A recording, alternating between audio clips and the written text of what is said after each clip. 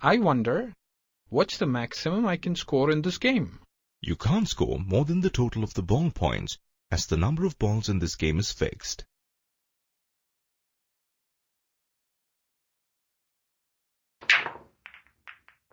Similarly, based on the study made by different scientists on an atom, concluded that any atom is made of fixed number of charged particles called protons and electrons. This lesson is about the internal structure of an atom. At the end, scientists propose that an atom is made of two kinds of particles. The positively charged particles are protons, and the negatively charged particles are electrons. Every atom of an element has a fixed number of protons in its nucleus. This fixed number of protons is referred to as an atomic number. This number is constant for an element. It is represented by an alphabet Z. Moreover, the number of electrons in an atom of an element is also equal to the atomic number of the element. For example, if the atomic number of an element is 12, then its atom contains 12 protons and 12 electrons. In an atom, electrons are not randomly placed around the nucleus, but they are placed in fixed energy levels called shells, as per Bohr's atomic model. These shells are named K, L, M, N. The arrangement of electrons in these shells is known as electronic configuration. For example, carbon has 6 electrons. Its electronic configuration is 2, 4. 2 electrons are placed in K shell and 4 electrons in L shell. In order to write down the electronic configuration of an element, one should have knowledge about the number of electrons in one atom of the element and the maximum number of electrons that can be accommodated in different shells of the atom. The maximum number of electrons that can be accommodated in any energy level of the atom is given by a formula 2n to the power of 2, where n is the number of that energy level. For example, the number of electrons present in the first energy level, n equals 1. According to the formula, 2 multiplied by 1 to the power of 2 equals 2. So, the maximum number of electrons present in the first energy level is 2. According to Bohr's model of an atom, the first energy level K can have 2 electrons.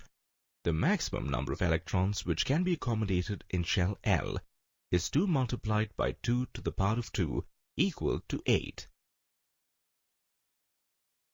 Similarly, for M and N shells, the maximum number of electrons that can be accommodated are 2 multiplied by 3 to the power of 2 equals 18, and 2 multiplied by 4 to the power of 2 equals to 32 respectively.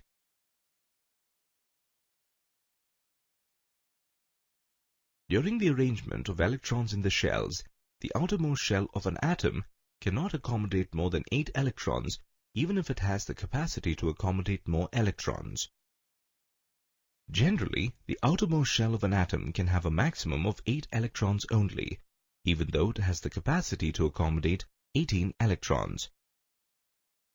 This is due to the fact that having 8 electrons in the outermost shell makes an atom stable. There is an exception.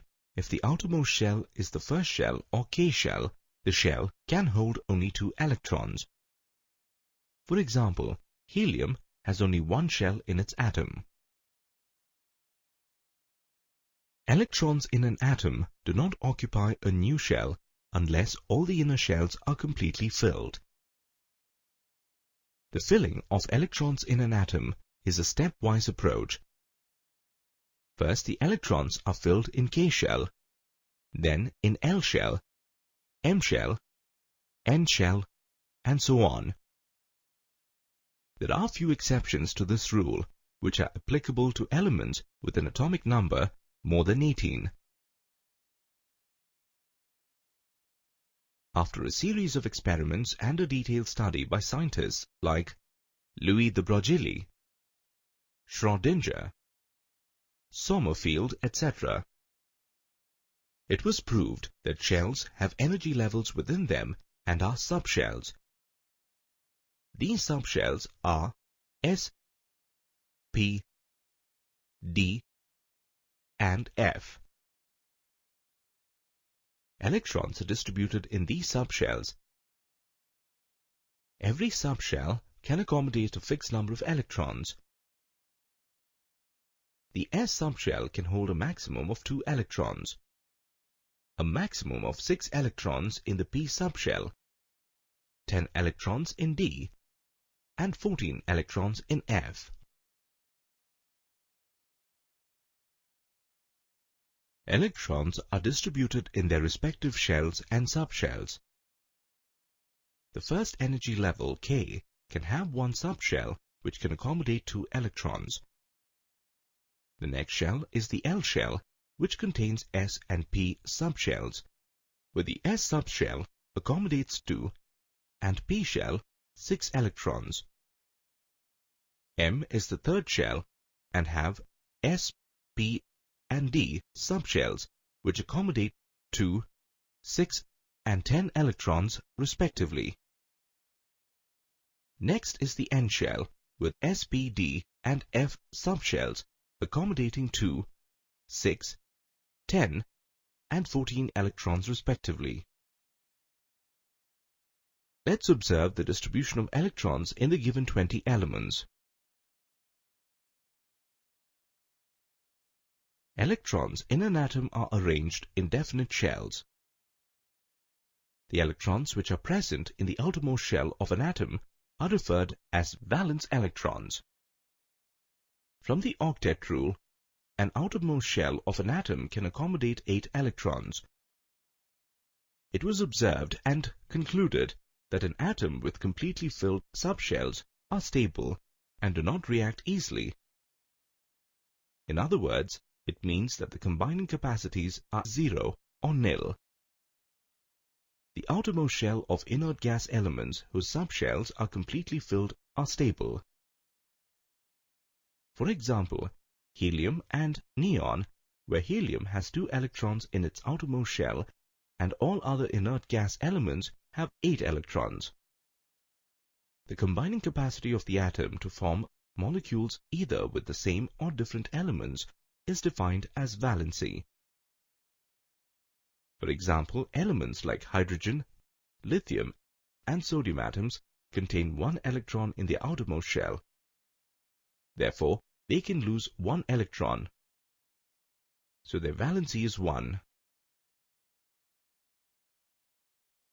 If atom contains less than 4 electrons in its outermost shell, the valency of an atom is equal to the number of electrons present in the valence shell.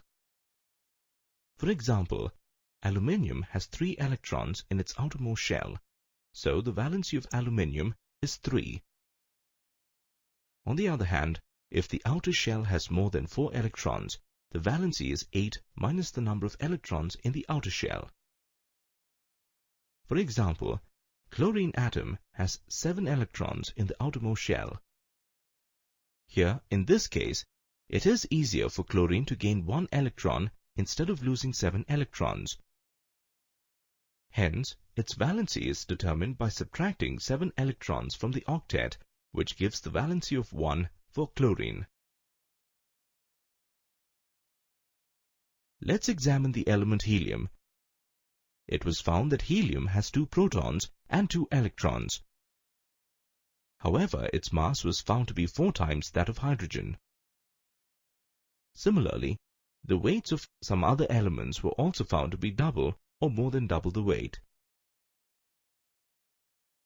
For example, the number of protons in chlorine is 17, but its mass was found to be 35. Similarly, number of protons in mercury is 80, but its mass was found to be 200. This problem was solved when James Chadwick discovered another particle, neutron.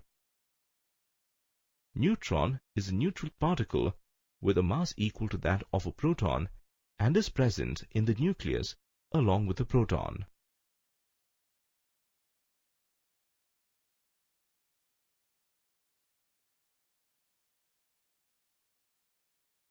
An interesting aspect came into picture after the discovery of a neutron by Chadwick. Till then, only the atomic number of an element was in existence, which referred to the number of protons present in the nucleus of an atom. The total mass of the protons and neutrons inside the nucleus was regarded as the atomic mass of an element. Therefore, atomic mass can be defined as the total number of protons and neutrons present in one atom of an element. For example, one atom of sodium element contains 11 protons and 12 neutrons. So, the atomic mass number of sodium is 11 plus 12 equals 23. The mass number is denoted by an alphabet A. Now, let's try to derive a relationship between mass number and atomic number. Mass number equals the number of protons plus number of neutrons. Since the number of protons in an atom is equal to the atomic number of the element, the above relation can be rewritten as mass number equals atomic number plus the number of neutrons. The atomic number and mass number can be indicated on the symbol of an element. The atomic number is written as subscript on the lower left side of the symbol, whereas the mass number has a superscript on the upper left side of the symbol.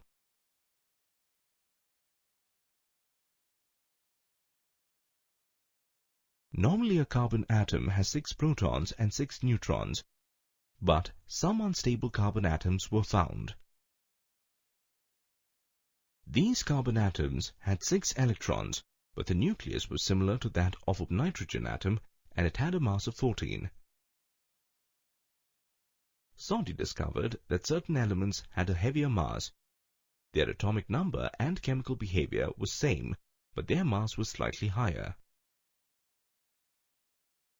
The higher mass is due to the presence of extra neutrons. Soddy called the elements with same atomic number and different mass number as isotopes, Greek meaning same place. Thus, isotopes are atoms of the same element with the same atomic number but a different atomic mass. The valency of isotopes is the same. Isotopes of the same element differ in their physical properties. For example, 12C6 and 14C6 are isotopes of carbon.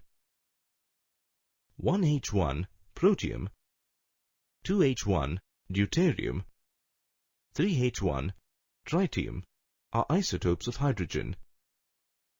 35Cl17 and 37Cl17 are isotopes of chlorine. The chemical properties of all the isotopes of an element are the same. This is due to the presence of same number of electrons. Rarely some isotopes have special properties which were found to be useful in various fields. For example, an isotope of uranium is used as fuel in a nuclear reactor.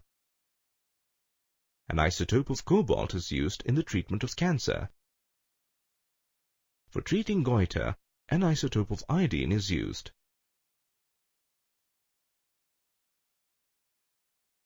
In some cases, it is also possible that the atoms of different elements have different atomic numbers, may have the same mass number. Such atoms are called as isobars. For example, argon with atomic number 18 and calcium with atomic number 20.